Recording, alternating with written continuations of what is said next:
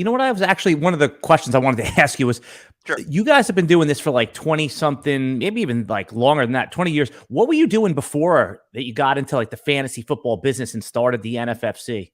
Yeah, so I was the editor of Fantasy Baseball magazine in 1989. I mean, we were the first magazine out there, and uh, so I did that for 12 years, and I was the president of the trade conference and stuff like that. So that was really how I got started. I mean, I was in the Hall of Fame already before I started the NFFC and NFBC. So I was I was a content guy. That was really it. So. But I meant, you know what I'm saying? Like, and by the way, this is meant as a compliment. What were you doing when you had like a real job? Because fantasy football wasn't considered a real job. I mean, what was your, for like when you were living the normal person's life before you were doing fantasy content in baseball? How long ago was that, and what were you doing? So I graduated with a journalism major, and I was in the newspapers for 7 years. I was a sports editor of newspapers, and then on the day of the 1989 draft, when the Packers took Tony Mandarich, I saw an ad in the Green Bay Press Gazette looking for an editor of a fantasy baseball magazine. I had been playing fantasy baseball, and it was in Wisconsin, and it was a small town called Iola. I lived in Wisconsin my whole life. I never even heard of Iola. I didn't know where it was. I get up there for the interview, and it's a town of 1,000 people, but it's an immaculate building. They had just a big company there, and they were doing hobby publications, and they felt the next big hobby was going to be fantasy baseball, and they're going to start a magazine. They hired me as the editor. I was the editor of that. It was also 1989 when Upper Deck got into the baseball card industry, and so I was also editing Baseball Cards magazine. So from 1989 until 2004, I was editing 2 different magazines. That was my full-time job doing that. But I was in fantasy full-time, but I was also in the baseball card industry full-time. So and then, of course, I became the president of the Fantasy Sports Trade Association in 2000. We started that in 1998.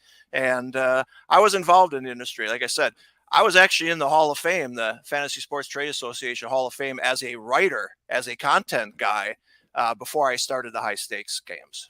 Yeah, and for anyone watching on the video, I'll explain a little bit about the background and why we're happy here today, Greg Ambrosius of the NFFC. But anyone listening on the audio podcast will have already gotten my full intro bio for you. But this is the time of the year that people get we're in the July, August cusp where people really get excited about high stakes fantasy football. And I was explaining your game, the NFFC game at playnffc.com, to a friend of mine who has not yet played it. And what I found myself was, not only was I doing like this commercial for him, but I was talking about it and like my neck hairs were standing up. And I know I'm not alone in this. Why do you think people what do you think it is about NFFC specifically, your platform, that gets people really excited and passionate about it? I mean, you have some of the most dedicated OG players, and frankly, I think some of the best players in the whole fantasy football space. Yeah, I think it's 2 things. One, it's the community. People really get along together. One of the first things we did when we had the live events, these guys are flying in from all over and are going to compete against each other. And we had free beer there and such, and they're just drinking and talking.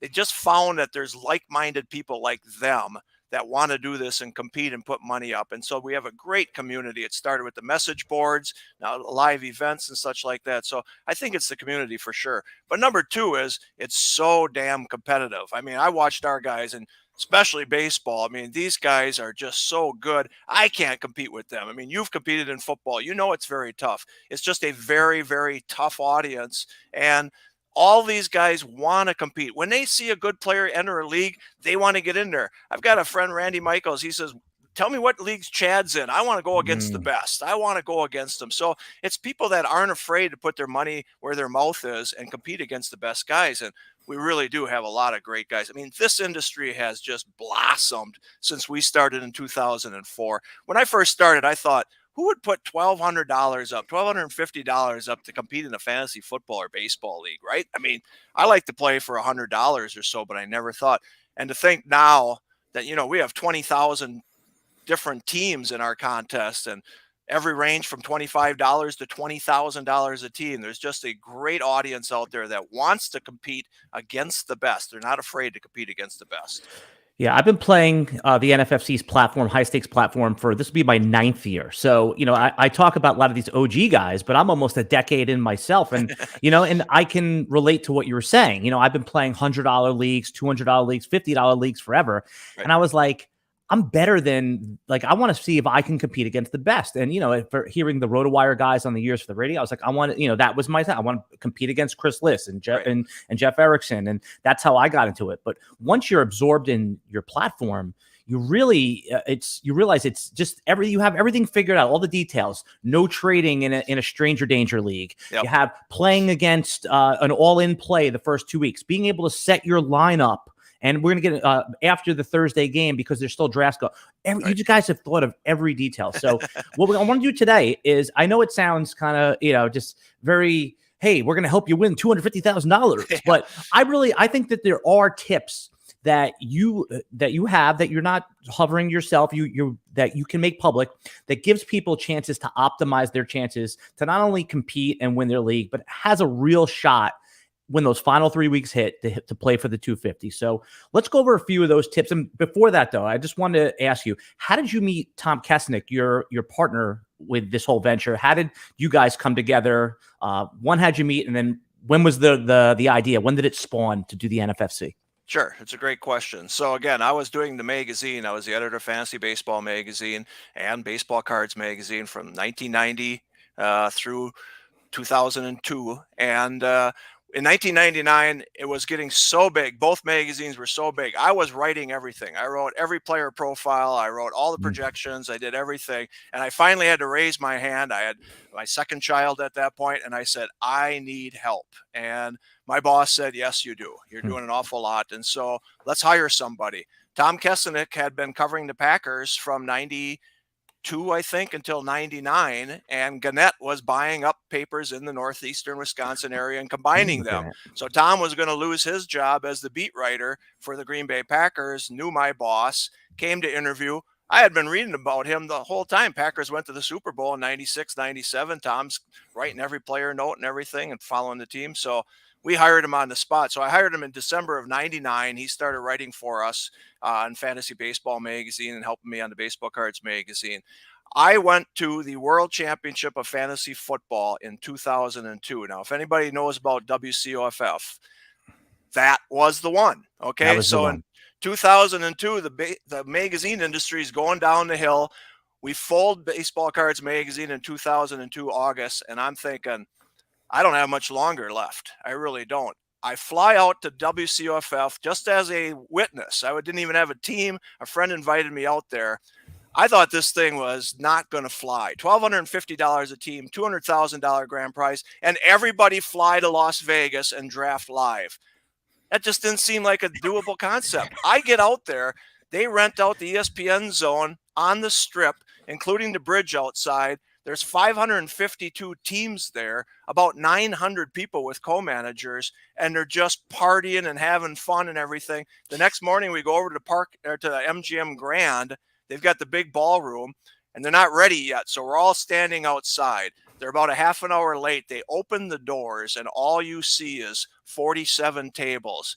The guy behind me hollers, "This is the fucking Super Bowl of fantasy football." And I go, "You're fucking right, it is." This was unbelievable. My eyes just opened. I couldn't believe it. What Lenny Papano and Emil Kadlik had done was unbelievable. Now, they lost money that first year. And as I'm sitting there, and it wasn't well run, they had temporary people that didn't know the players and stuff, but it was amazing. Everybody saw what was going to be unreal, and $200,000 grand prize there, right? They have a lunch at the break after round 10. I go out there and I find Emil, and I say to Emil, "Who's Emil?" This is Emil Kadlik, who started it up, okay? Him and Lenny started it up, Emil Kadlik. And Emil's been running magazines. He's been a competitor of mine for a long time, but I knew him, and we're friendly. Plenty of space for multiple magazines, right? So I come up to Emil and I say, "Emil, this is unbelievable. You know, I know baseball. I had a big name in the baseball industry. We could do this for baseball. I'll do it with you with baseball." And he's looking down there and he's looking at the line as guys are going through the line. Of course, he's paying for everything, right? And he goes, "They're taking 3 sodas." What he meant was he knew he was paying for the extra sodas. He had budget. He was so stressed. He said to me, "Call me when this is done." I said, "Absolutely." Right. I get on the plane and I'm starting to think about it, right? And so I came up with the rules for fantasy baseball for what I was going to do. And I approached them And at that time, they had put a lot of money into football and really didn't want to share any of the football. They didn't know anything about baseball. They would give me the baseball part, and they'd keep the football, but it just didn't work. Our company was in the middle of being sold at that time, and so management wasn't up for it. So I actually wrote all the rules, went to my management team and said, I think this could fly. I mean, there's an example out there. They said no for a year and a half, and finally in 2004, they said, go ahead. Lenny and Amos took my rules and did baseball for 2 years. It didn't take off. When I came in with baseball, I blew them away, and then they stopped baseball. So I started in 2004. WCOFF had 2 years in 2002, 2003. And in fact, baseball, I lost a lot of money, came out with football, and I did a 14-team contest only. I did not want to compete with them. They had the 12-team market, so I did a 14-team contest. That probably was a mistake. It was popular for a little while, but 14 teams is very, very tough. And brutal. The churn rate, people just didn't come back. So in 2008, I started a 12-team as well, and now our 12-team is just huge. So when you're offering a large prize like that, I mean, are you sweating out not filling it, or do you take out some insurance just in case? How does that work? Even in modern day times, like you guys offer $250,000. I mean, nowadays I'm sure football, no problem filling it up, but until it's actually filled up, do you have like sweat pouring down the back of your neck? Absolutely. And you have no idea. I mean, even today at the 250,000 we do NFBC main event, I sweat all the time, even though we sell it out 18 straight years. It's unbelievable. You don't want to fail. Okay. And that's the biggest part of my job, is knowing what the guarantees are going to be. Okay. You have to know in advance how many you can realistically get. You can't just throw out, a huge number. And so here's the thing. We were an employee-owned company in 2002. I worked at Krause Publications. We were an employee-owned company. Every month, they put up how much our revenue was, how much our profits were. So I come up with this idea, right? We're going to do this. We'll guarantee $100,000 in baseball. Football, we said we'll guarantee $200,000. We sucked. We did not make the guarantees. We lost a lot of money. I'm now working at an employee-owned company, and they have to put up there that I just cost the company $100,000, right? Our stock could go down because of that. So there was so much pressure. Those first years, I was just feeling so much pressure. Yeah. Now there's pressure to fill it up, but we know that we're going to be pretty darn close. And most times we do fill it up. But absolutely. I mean, we got two $250,000 grand prize. We have a $100,000 grand prize, $30,000 grand prize, $10,000. I mean, we have 8 national contests in the NFFC this year, all with guaranteed prizes. So without a doubt, it is stressful.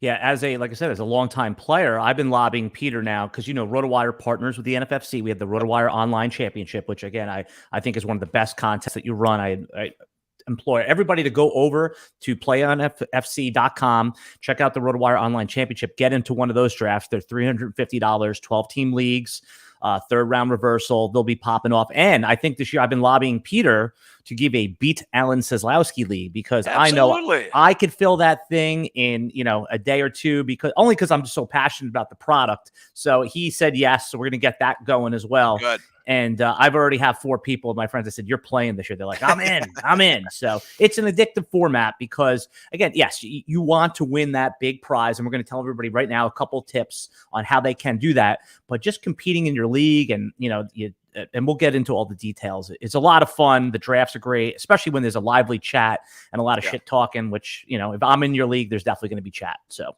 good. All right. Yeah. So pick a date and time. We'll get it done. I promise. You know what? You're always very generous with me. There's no doubt about that. All right. So let's just talk about basic strategy here. So how the NFFC runs their leagues is you guys allow KDS, Kentucky Derby style, which means you get to pick and choose your draft slot. You guys, I'm assuming, started that and third round reversal because the rumor is because of LaDainian Tomlinson. Is that true? Did the original NFFC have third round reversal in KDS? No. So again, we were 14 teams in 2004 when we launched, right? And we went 1 to 14, serpentine all the way, right?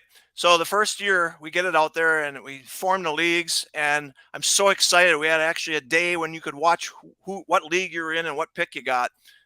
I'm so pumped. As soon as we announce all the picks, my phone starts ringing, and this guy's going, "You just screwed me. You gave me the 14th pick. I can't win from 14." Oh, so you picked the slots. You drew them out of a hat. I even had my 9-year-old daughter do it with us, and we were picking them out of the hat. We would announce it. It was totally random, and it was just one phone call after another. I can't win from 13. You know that. I'm like, whoa.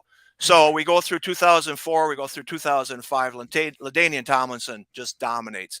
All the winners are from the front of the draft, right? Sean Alexander. I mean, who else was Well, Priest Holmes was early on and stuff, Marshall Falk was early on. I mean, it was no doubt it was a decided advantage to be in the first 2 or 3 picks. And in a 14-teamer, no doubt it was. A 12-teamer, yes, but a 14-teamer, no. So by 2006, people were saying there is this 3rd-round reversal. I said, sign me up. I am going to try this. And people were like, how can you do it and all that kind of stuff. So we did 3rd-round reversal, which was good. But the kicker is KDS. And what KDS is, it's called the Kentucky Derby system. Okay. Some trainers know their horse does not run well on the rail, right? So they could get randomly picked. And the trainer says, I need him on the outside. He picks 14. Okay. The next guy, he doesn't want to be on the rail or the outside. He likes his horse in the middle and he can get off to a good start. Whatever. That was the Kentucky Derby system. So we said, you tell us what your preferences are. That doesn't mean you're going to get them, right? So they really do this in the Kentucky Derby. Like, this actually happens. Not only that, they did it for years and then they stopped doing it for some reason. Somebody said we should just do it random and not let the trainers pick. Now they're back to doing this. That's why it's KDS, Kentucky Derby system. This is a real thing that happens. And so we followed that.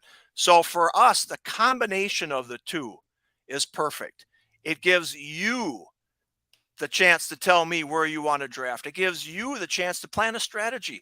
A lot of our guys, especially in baseball, Lindy Hinkelman won from the 11 spot. That was his first preference, right? He won the overall. He knew who he wanted at 11, and he knew he was getting in round 2, and he thought he knew who was coming in round 3. He planned his draft based on where he was going to draft. That's what you can do here. Nobody else does this in the industry. You get the 12th pick. Okay, I'll take 12 and I'll go from 12. But here we allow you to tell us what your preferences are. A lot of people don't want 1, 2, and 3, especially with 3rd-round reversal, right? Now you got 1, 24, and 36. A lot of people like 12. Now it's 12, 13, 25. Okay, so the combination of KDS and 3RR. So the one winning tip I will give you is know the contest format, right? We have 6 points per passing touchdown too. Don't just sign up for our contest and not realize we have 3rd-round reversal. KDS, set your KDS, please. It'll help you. You can go 1 through 12 and get whatever spot randomly you're gotten. That's fine. But I'm telling you what, you may want to look at 10, 11, 5, 6, look at the draft. So know the format. And then one other thing on know the format, we have 2 fabs, right? We have Wednesday night and Saturday night. Okay. So let's say something happens between Wednesday or Thursday morning and Sunday. You can still get a chance to pick somebody up.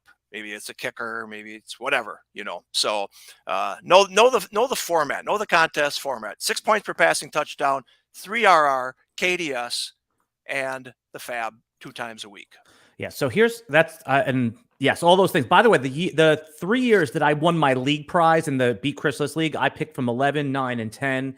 That was strategic. I like the 2 top 15 players, top 14 players, and then I like the top of the 3rd round. So especially in 2022, and we're going to talk about specifics of the draft this year. But I think that there's every 1st-round pick, like, I hate it, except for Jonathan Taylor. I mean, and we'll get into why and the whens, and maybe Justin Jefferson qualifies as a legitimate number 1. But my first tip for everybody is also, even though it's a single quarterback league, it's essentially a 2 quarterback league in a sense, where in the leagues I've been in, 9 of the teams roster 2 quarterbacks or more. Right now, that may not be optimal, but it's the way it is. So if you want to draft, if you're going to wait on quarterback in your format where you have 10 bench spots, just understand it's not Kirk Cousins or QB 16 on the waiver wire. It's QB 23 on the waiver wire. Usually in the contests I've been in, every league is going to be different. So just understand, and this was bore out in some of the Yahoo data. They said even in single quarterback home leagues, which I know is very different, is that most drafters take 2 quarterbacks because they think they need a backup. Now they may shed that backup, but just understand that if you're going to wait on quarterback, just be aware of when the striking points are.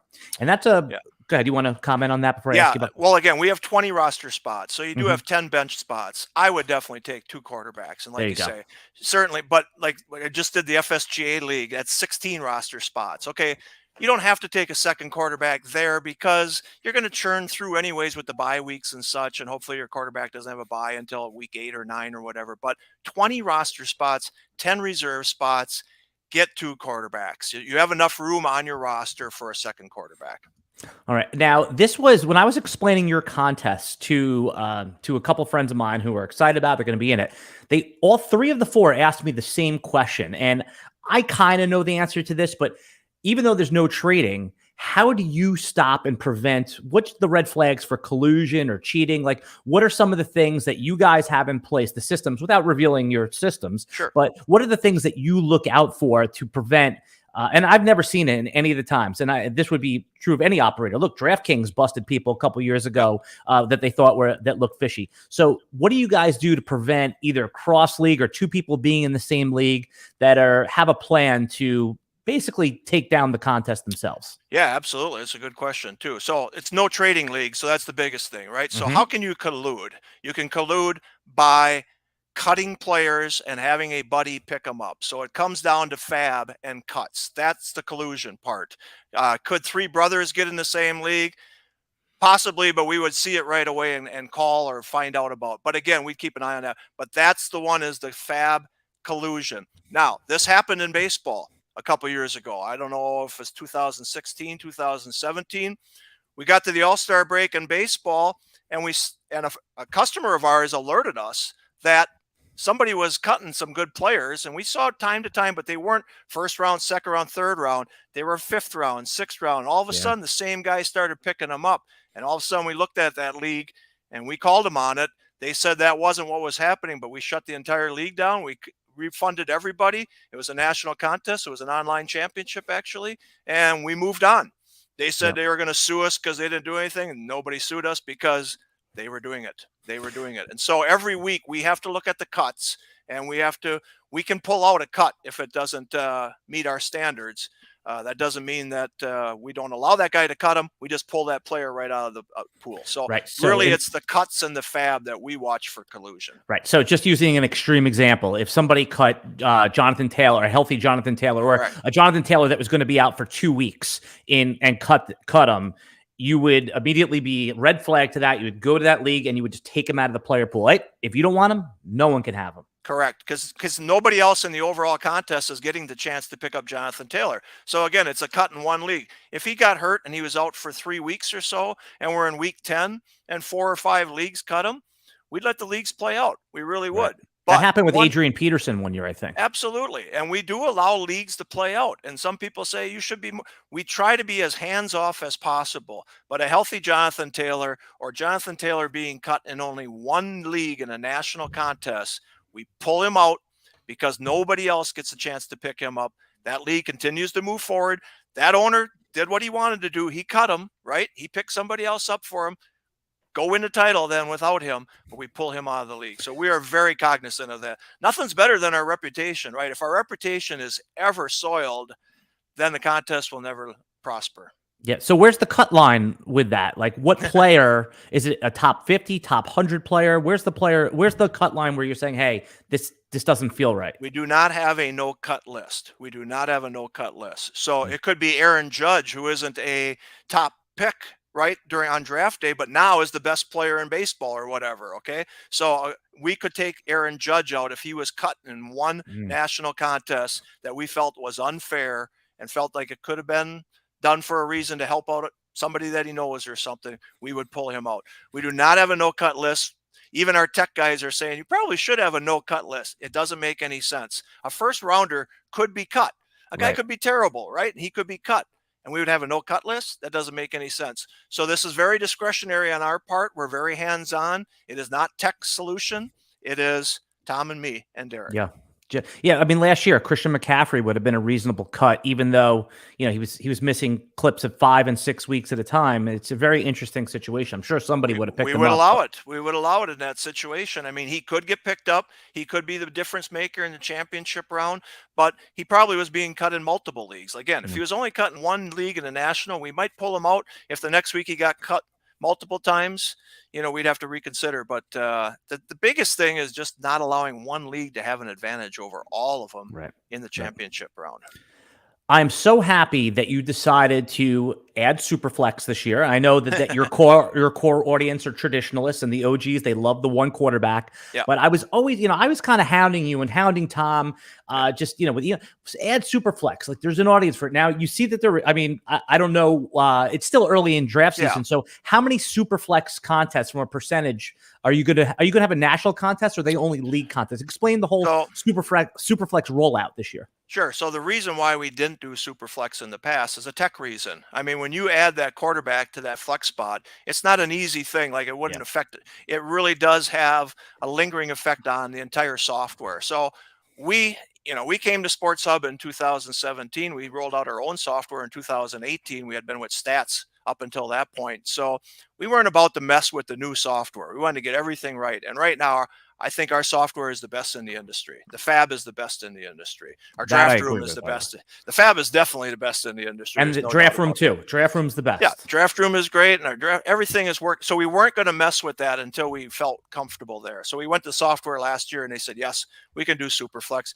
And it does take a lot of work. I'm not kidding you, to add that quarterback there. So now we've just rolled it out as private leagues. Okay, we've got a 4-hour draft going right now. It's fantastic for the first 5 picks for quarterbacks. It's totally different. And Tom and I talked about this on our show on Wednesday. Remember, it's 6 points per passing touchdown. I think you got to get 2 quarterbacks early in our scoring format, because there isn't a flex, a fourth wide receiver or a third running back that is going to score as much as a second quarterback in our scoring system, right? A QB 23 or 24 is going to score 20 or 21 points a game. You're not finding that from a fourth wide receiver. Right. Like, where would Zach Wilson be ranked among wide receivers? He'd be like wide receiver 6. I mean, right. I know. That's what I mean. I mean, if you want to fill up, I think so. We saw 9 teams took 2 quarterbacks in the first 4 rounds. I told Tom, I think everybody should have 2 quarterbacks by the end of the 4th round, because in that super flex, that flex position is going to score 20 points. So the rollout is, we're doing private leagues. We want to see how much interest there is. Come on, Chris Liss, you said you wanted us to do this. Get a team in a super flex and let's go. We'll do nightly drafts. We've got slow drafts right now. And if there is enough interest, we will roll out a national contest next year. The key is, what's the grand prize, Greg? Is it 5,000? Is it 10,000? Here we go again. Do I stick my butt out on the line to try and make this work and say $20,000 and then we fall short? I don't want to do that. So I need to see the demand this year from this audience. Proof of concept, exactly. And prove the concept to me, and then we'll do the grand prize next year. So I the think goal is, I would like to do a national contest next year. But I like that. I like that you're doing it this way first, because when I'm, if I'm going to do when I'm doing a super flex on the NFFC, I don't want it to be a national contest. I just want to win my league. I know how the other one works. I want to see how the Superflex market plays out, because you said something very interesting. Now, I play in a ton of Superflex leagues. I'm in over 30 Dynasty leagues. The Superflex market is really different from market to market, right? I mean, I think everybody agrees there's a tier 1 or of 3 or 4 players, depending on if you have Lamar Jackson, Joe Burrow. So let's call it 5 players. And then I think it's reasonable to then change to position players, but every draft is going to be different. I've been in drafts where Kirk Cousins goes at pick 12, and I've been in drafts where Kirk Cousins goes in the 3rd round, because people aren't sure yet how to do it. I mean, I don't think everyone thinks, oh, Zach Wilson, Tua, they suck. No, they're going to get you 20 points a game, and Brandon Cooks is going to get you 11 or 12. So it's a very interesting dichotomy there. And I agree with you. And I think some people feel like just because we're adding Superflex, we've got this audience of players that are just going to dive into it. Well, our audience doesn't play Superflex. So I think a lot of our high stakes guys may try it out, but a lot of them may just not. They're centered on their format to win the grand prize in our contest. But what I think it can do is bring in new customers. Like you said, you're in leagues that I'm sure a lot of aren't playing on our contest. So we have a $150 entry fee, $1,100 league prize. That's a nice little payout. Maybe we'll get new people to try our format. like our software, like the draft room, and try out our other contests as well. So it's good. And this is how we've expanded from years. I mean, again, we've got 8 national contests. We didn't start with 8 national contests in 2004. We had one. We had one for a long time. Then we added the prime time. Then we added the online championship in 2009. And then we added the draft champions, then the cut line. It just keeps progressing. Superflex is that next progression. Okay, we're going to take a quick break right here. When we come back, we're going to talk about a few more tips on how you can win the $250K in the national NFFC contest, the single quarterback, the league that you guys have been doing forever. We'll be back right after this. And we're back. Okay, YouTube audience, you're right here with us. You didn't have to suffer through the commercials, but thanks for the podcast audience for. I didn't have enough time to go get a beer, to be truthful. Go ahead, man. What they say, you can't drink all day if you don't start early, right? So, I like that. I'm at the cabin, so that makes sense. That comes straight from our own Jake Latarski. So that's his. But the RotoWire Vegas trip is this Sunday, I believe. So we'll all be out there. Yeah, as you know. Have you been out there for the Vegas trip? I have not. I've heard all about it. I assume Chris is back in the States for this. Is that right? Yeah, he'll be there. Chris Liss will be there. He'll be making a cameo appearance, as I call it, right? Beautiful. Say hi to everyone for me. Will do. All right. So in the NFFC format, you start 2 running backs, 3 receivers, 1 tight end, 1 flex, 1 quarterback, 1 defense, 1 team kicker. I like that you went the team kicker. Yeah. That was the one headache, which I did it, but now it's like Justin Tucker gets hurt. I don't have to scramble. I mean, I don't even know who the backup kicker would be, but at least I would get the kicker. And especially if I missed it, the fab ran. Now you have Saturday, which is a little better, but team kicker was the solution. That was the answer. Well, it was, and it happened because of the pandemic. A kicker could have been out on that Sunday, and that would have been terrible. So we went to team kicker, and everybody liked it. But here's the thing. You don't have to have 2 kickers now, right? So you just have to have 1. So it frees up 1 roster spot for you as well. So I think team kicker was the answer. It was proven that it's the answer. We'll never go back to individual kickers. Yeah, I mean, it would be the same thing as, team defense is a little different because it's always been team defense. In the Superflex leagues, do you still have kicker and defense, by the way? Yes, we do. Yep. Right. Same format. Everything's the same except for the flex involves a quarterback. Last thing I want to ask you about the Superflex format is that you changed a wide receiver to a Superflex position, right? So is it no? There's still 3 receivers. Correct. You just added an additional starting roster spot. No, we just made the flex position a Superflex position, so it's still starting 10. Okay, so that makes sense. Nothing's changed. Just the quarterback's been allowed to be in the flex position. Okay, that makes perfect sense. All right, so let's get back to the high contest. So first round, Jonathan, is there been any drafts yet where Jonathan Taylor didn't go 1.1 in the NFFC this year? Yeah, Cooper Kupp's the only one who's gone 1 overall, but Taylor has not gone below 2. He's gone first or second every single draft, and rightfully so. I mean, we talked about this on Wednesday on our podcast. I mean, he's entering his 3rd year, right? He's been durable at Wisconsin and at Indianapolis. He caught 40-plus passes last year. He scored 20 TDs. I mean, you can guess who's going to be better than Jonathan Taylor this year, and go for it if you want. But the odds are in his favor that he's going to be the best player. It doesn't mean it's going to happen. Someone could surpass him, but the odds are in his favor because just everything, he hasn't been hurt. He's in his 3rd year. He's in a better offense, right? He's got a better quarterback this year. So everything points that he should be the number 1 pick. So, but when you're drafting Jonathan Taylor number 1 overall, this is where I think people make the mistake. You're not drafting him to be the number 1 overall player, even though that's great. Right. You're hoping that he's in the top 5 overall. Right? I mean, that's what you're doing with your top 5 pick. You're saying, hey, when I used to draft Adrian Peterson, I think except for 1 year was the number 1 overall player. He was always like 6 overall, RB3. I mean, that's what you want. My draft tip for players going for an overall contest is everyone's like, that's why I'm no Christian McCaffrey, because I think you have to have a good floor in round 1 and then build your upside as you go down. If I'm going running back early, and that's how I like to draft the NFFC, is I'm okay. And I know this is out of line here. This became a little hot takey, but Dalvin Cook or Najee Harris would be my 2nd round pick. My number 2 pick, because I just don't want to lose my draft in the 1st round. Now, starting 3 wide receivers in the NFFC, Cooper Kupp, Justin Jefferson, those guys make a lot of sense. Jamar Chase does not make a lot of sense for me in there, just because we saw what happened a few weeks in a row when T. Higgins became the alpha. Jamar Chase was scoring single-digit fantasy points. So I'm okay being – I need somebody to disagree with me here. But Are you okay taking a high floor player like Dalvin Cook or Najee Harris in the top 2 or 3, not taking those wide receivers? I'm not afraid to take those wide receivers because, again, there's 20, 22 points per game that you're getting. I mean, what Cup did last year was just insanity, 26, 28 points, But I have no problem taking a wide receiver. I think there's a lot of good running backs in the second round. Aaron Jones seems to fall to 20, 21 an awful lot. So I like some of those guys. I would like to start with a running back if possible, but no, I'm not afraid to start with a wide receiver. I do love your analogy, though.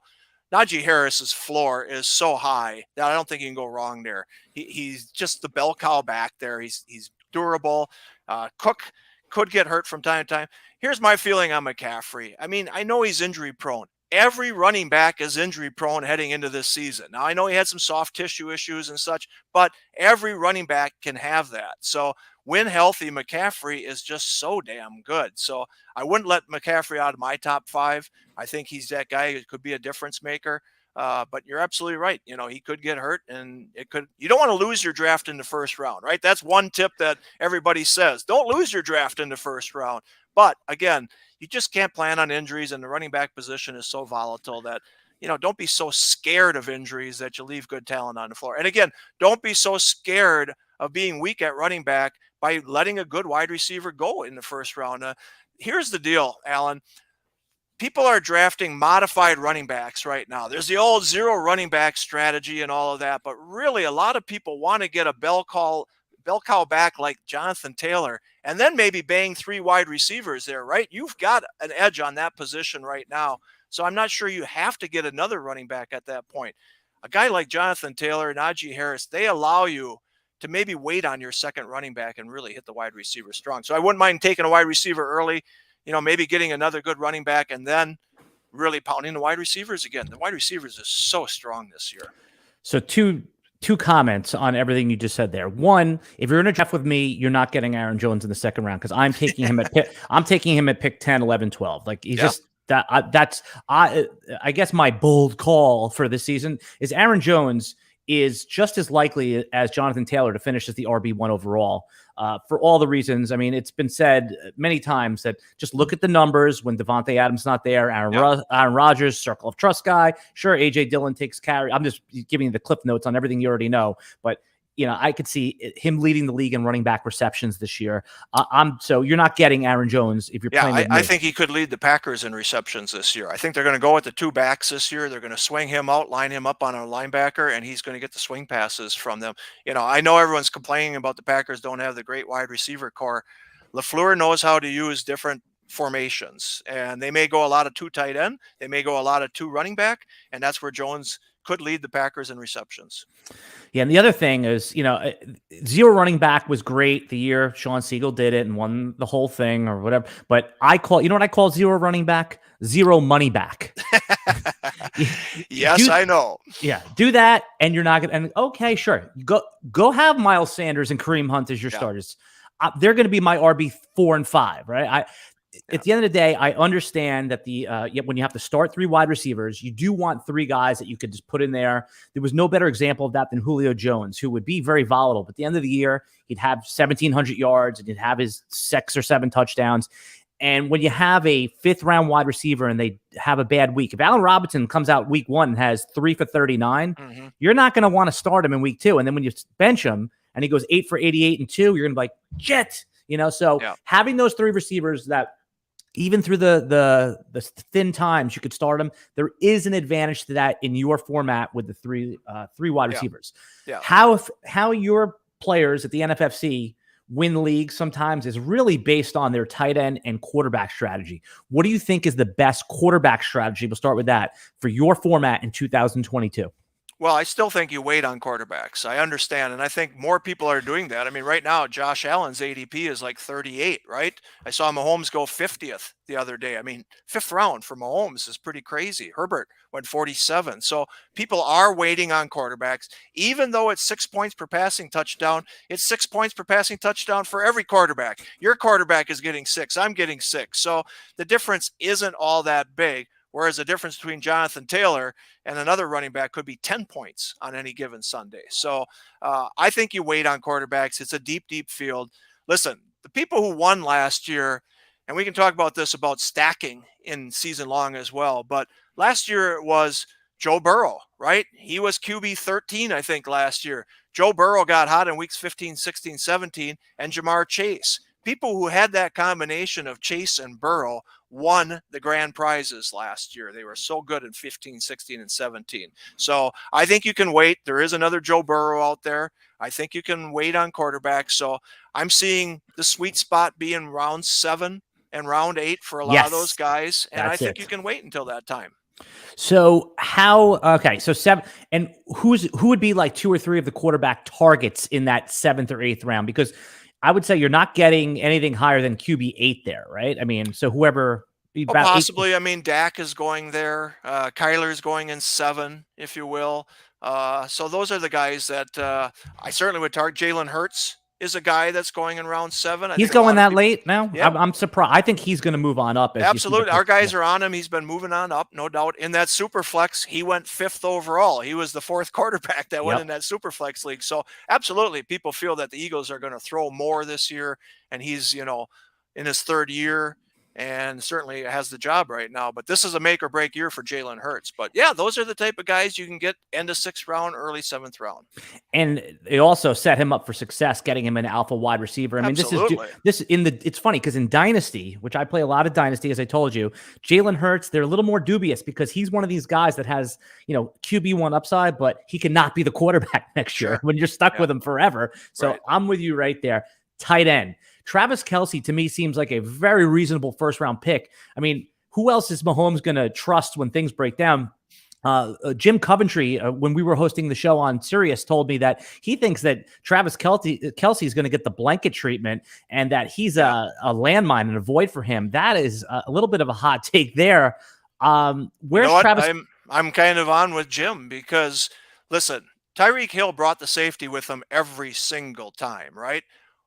There isn't anybody. You can say MVS is going to clear out the safety, but I think people will let him go down the field if they want to. I think the safety is over Travis Kelce every single down. You have to take Travis Kelce out of this offense. So I'm concerned with Kelce. I think he has got a chance for 150 targets, for crying out loud, right? It could be 200 targets. I know. It literally can be 200 There's really no, but I think that the safety is going to be over the top of him all day long. I think he is double teamed all day long. I don't think there's anybody else that you're going to say, we got to take him out of the game on that offense. So if that's the case, if you are thinking that Travis Kelce could have a rough go at it, which one of the receivers do you think will benefit the most from the double coverage? That's a good question. I do not know who's going to benefit. Do you think it's JuJu? Do you think it's MVS? I don't think it's MVS. I mean, I love him. He's a great guy and everything, and he's fast, but you know what? He lost Rodgers' trust right away because he just could not run routes. He just could not. Forget about the hands dropping and stuff. He was not a good route runner, but run him deep, he can do that. So I think JuJu probably has the best chance to get those possession receptions. The safety is going to be over the top on Kelce. So I guess JuJu would be the guy. I could see them doing an awful lot of like the Packers are going to do out of the backfield as well. I'm intrigued by Clyde Edwards-Helaire just because I think they could swing the ball out to him. That's what they thought they were going to do in the first year. They never did. So I think Andy's going to get a little more creative this year. I liked Clyde too until they signed Jerick McKinnon, because Jerick McKinnon was the guy once he was signed last year and once he got to play. Now, the reason I like JuJu is because we saw what he could do when he had an alpha pass catcher next to him. Last time that he had that big season, it was Antonio Brown. So if I think JuJu's even a little undervalued in your format in the 6th round. So who are he's some playing for a contract too, right? He signed a 1 year, so he's playing for a contract. So there's a lot to like about JuJu. Yeah, that's pretty interesting. And how about, so if you're not taking tight end, by the way, are you allowed to play in your own contest? No, we have an auction, actually, a private auction. We beat Greg, Tom, and Derek, which is next Tuesday. So we're doing an online auction against us. We all throw $50 in, and it's a lot of fun. So I love competing against our guys in that format, and our online auction software is just fantastic. All right, so tight end strategy then. If you're not going to be a Kelce drafter, where do you think that the sharp players, what would be another tip for your format that players can, where do you think they should shop for tight end? Because it looks like every step of the way, whether you want to go Andrews in round 2, I see Waller and Kittle, nobody wants any part of them this year compared to previous years.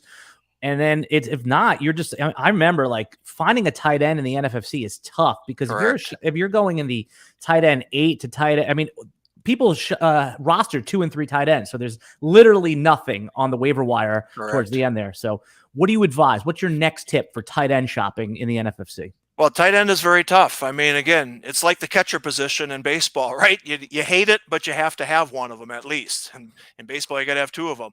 But I wait on tight ends. I know it can be disastrous. Last year, I had Evan Ingram, and I was just terrible. I cut him early, and I could not find another one. It was just a wasteland for me. And I swear I gave up 8 to 9 points a week with this strategy. But I do think that there are, if you do wait on tight ends, I think Hawkinson, he's going right around 85 right now. That's the one. I think Hawkinson is tight end 7. He's the guy I would target. Another one is Dallas Goedert. In that offense, I think Goddard is the one to get. So he's going 96. What is that? 8th round or so? Yep. So I think Hawkinson and Goddard are 2 guys that I would go for. I mean, Dawson Knox has some possibility. He's going in round 11. Freiermuth is going in round 11.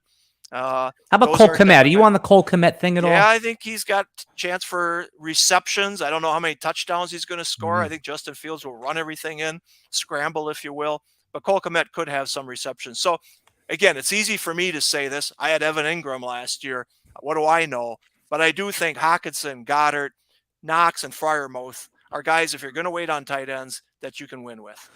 I'll tell you, the years that I did not get a prize in the NFFC and my league prize were the years that I just had nothing at tight end.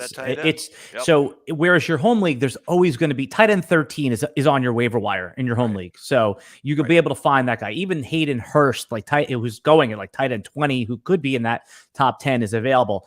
That type of player is not available. So the players that I've been targeting in the NFFC format, Zach Ertz has been number 1 on my board. Just did it last year with Kyler Murray and all the players that you named. So I wouldn't get out of the first 9 rounds without a tight end and a quarterback. So that's just, again, everyone has their own strategy. Some people just punt till the very end. So it's very interesting there. Yeah, like we talked about, 20 roster spots. You got 10 reserve spots. Everybody's taking 2 tight ends. So like you said, if you're going to the fab, you're looking at tight end 25, 26, 27, and that's not going to get the job done if you have an injury to tight end. So make sure you have 2 tight ends. Again, I would take a top 12 tight end for sure. I would take a top 10 tight end if I could. Like you said, in the first 9 rounds, you better have a quarterback and a tight end, I think. Okay, as we're getting towards the end here, I want to wrap up with a couple in an overall contest. So this is a tip to win the $250K. In an overall contest in a single quarterback league, do you think it's prudent to take a high upside guy with questions? For example, Trey Lance, Deshaun Watson, because you only need to start one and it's not a death sentence if these guys bust. Would you advise pushing these guys up above ADP in your contest in order, again, if you place 3rd or 50th in your contest, you want to win that $250K. Are those league winning type of moves? Yeah, they are league-winning moves, no doubt about it. I mean, you're looking for that guy that busts out, that you have no idea with. I mean, Trey Lance was the pick last year. Him and Fields were the pick last year. I had a guy that was on our show twice saying the winner is going to be the guy who owns Trey Lance, because by the end of the year, he's got a favorable matchup. Weeks 15, 16, 17, he will be the starter. That all made sense, and it didn't work out at all, right? So certainly today we can say the same thing. Trey Lance could bust out. He's working out with, Ayuk and those guys. He should be able to know the offense better. Boy, he could take off. Fields could take off. I mean, Deshaun Watson is the wild card right now, And so I've seen him being drafted in round 18 or 17, because if he's not on the roster by opening day, you just cut him and you pick somebody else up, right? You can certainly do that at the quarterback position. So, yes, I think it is winning a strategy to pick up some of those guys, because if they bust out, that's the winner for you for $250,000. But get a good quarterback first before you take that chance. That's for sure. Or at least a Kirk Cousins, Derek Carr type, I mean, but now that the news came out that Deshaun Watson might only be, a quarter season, I think you're going to see his NFFC ADP climb into the 10th and 12th round with aggressive drafters. That's just a prediction. That's, it hasn't happened yet. Yeah. So if he gets off lightly, there'll be a blowback from the public for sure. So we'll see what happens there.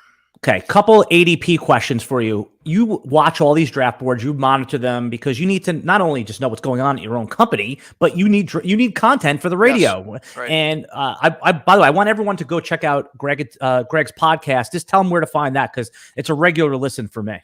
Yeah, it's a High Stakes Fantasy Network podcast. Last night we did a cut line draft with Matty Davis. It was a lot of fun. So once a week we'll do a live draft. We live stream it. And it's great. I mean, seeing actual results and watching the player pool, it's better than studying from anything that you got on a magazine or something like that. So join us once a week. We do that. And then I've been interviewing industry high stakes players because I want to introduce our guys just to the fantasy community, just to show them these are just regular guys, right? They're just fanatics. Regular jabronis, right? Yeah, but then they got into high stakes and then they became good at it. Now they're really good at it. So it's my job to introduce the high stakes players to the fantasy community, and that's what I do with these interviews, these one-on-one interviews. Yeah, and you're great. Anyone who's a skilled interviewer, I admire because that's what I like to do. I like talking to people. I mean, it's I could be on the telephone having the same conversation with you, and your podcast is a regular listen for me. I advise everyone. I'm an old newspaper guy, so I know how to ask the right questions because if you don't, the guy just walks away or he gives you a bullshit answer, and you're like, oh my goodness, I should have asked him this. So you certainly got to be prepared with the questions that you're going to ask so that you can get good quotes for the newspaper is how I figure it out. Right. And then you figure out a way, it's funny. I could do a whole podcast with just figuring out how to on the art of podcasting, on the art of interviewing. I find it fascinating. And when I listen to other podcasters in our industry and other industries, and it's just, I'm always studying the technique because it's something I endeavor to get good at. But you're writing a story is how I figure it, right? If I'm writing a story, I know what my lead's going to be, I know what my middle is going to be, and I know how I want to close out and end it, right? And a podcast is the same way. You have an outline of what you want to do, and then the conversation takes over. But you want to end that podcast from where you started it and leave people with something to think about. And so it's just like writing a story. It really is. It's just using your mouth instead of your fingertips. Yeah, that's a way more exquisite way of saying it. I was going to say hook, value, call to action. Yeah, right. Those are the 3 steps in any video format. I want to ask about a couple ADPs with our last few minutes here. Who's an ADP that you've seen in the NFFC high stakes contests that is you just can't believe they're going this late? Like if you were playing, you would be like, I'm drafting this guy every single time.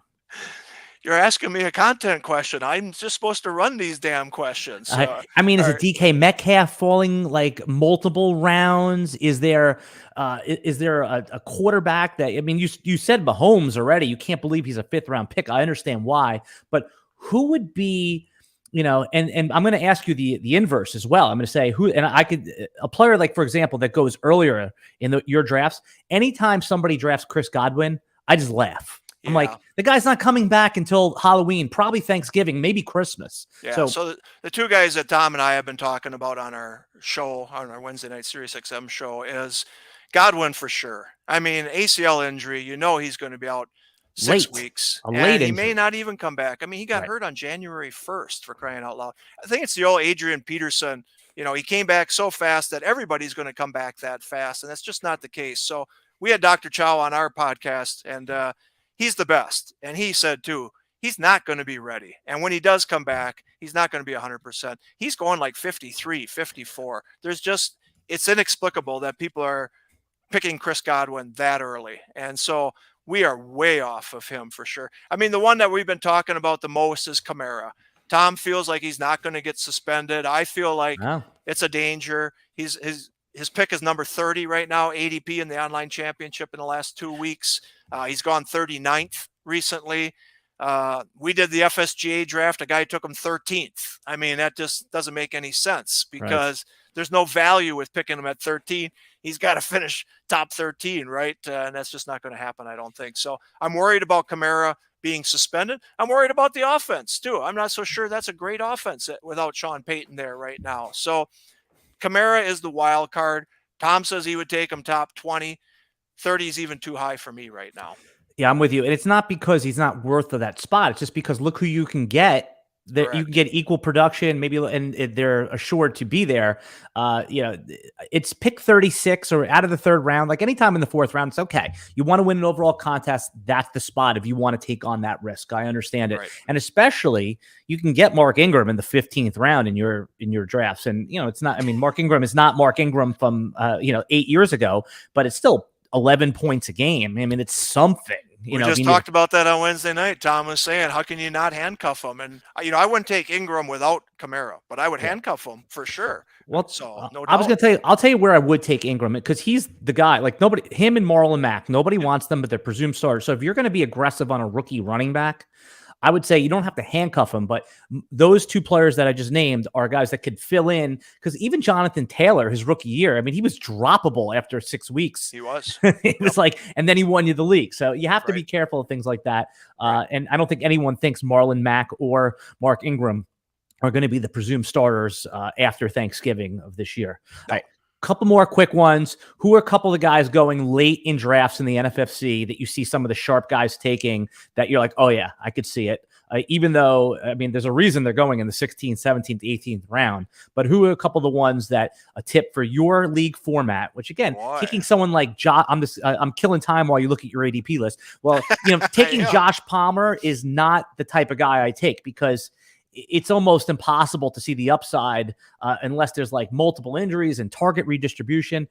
I like to stock with my last 6 picks. It's like almost all running backs at that point, 1 injury away, 2 injury away. So who is a couple of the guys that if you were playing in your own contest that you would populate your roster with?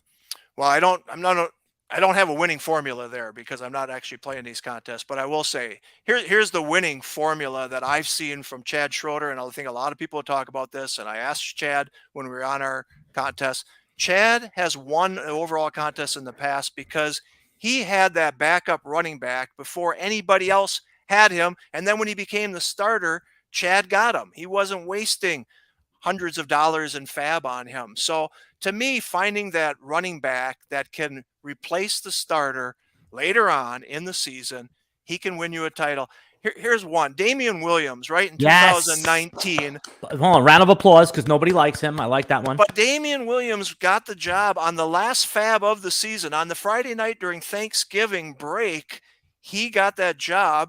Chad picked him up for $1, won the overall. And, he did that in a lot of leagues where he picked him up. But, again, that's one example of, yes, you got to pick, but you have to just try to get as many running back backups as you can on your roster, I think. And you churn through them during the season. But when that starter goes down, you got to have them on your roster because if you don't, it's $600 in fab for them. So I guess without naming a player, I would just say try to get as many backup running backs with your last picks because one of them could take off and win you the $250,000. Right. If it happens and I love that because if it happens in week 1 or week 2, it's worth the 600, the 60% of budget. Elijah Mitchell last year, right? He went for $700 and he was very good, but he came out of the blue, looked great in week 1. You go in and you get him. But what I'm saying is during the year, look at the backup for the main guy, whether, Jonathan Taylor, like you say, but whoever, if there's a guy out on fab who could get the job, let's just keep an eye on it.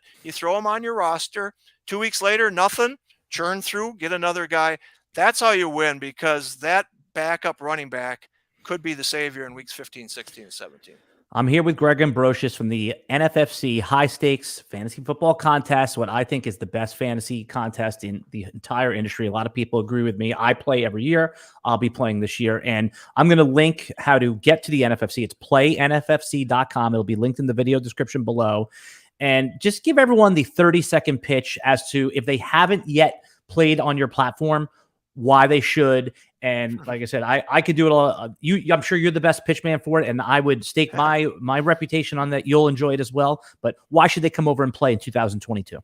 Well, there's a lot of sites out there and we love them all. It's great to have different formats, play them all if you want to. But the one thing you can definitely trust with us is you're going to get paid at the end of the season. And I think some people take that for granted, but we've given over $82 million in prizes since 2004. And so we're very reputable. As far as the software, I mean, the software is second to none right now. Drafting Fab is so easy. We now have a Fab copy list tool, which will save you so much time if you do multiple leagues on our format.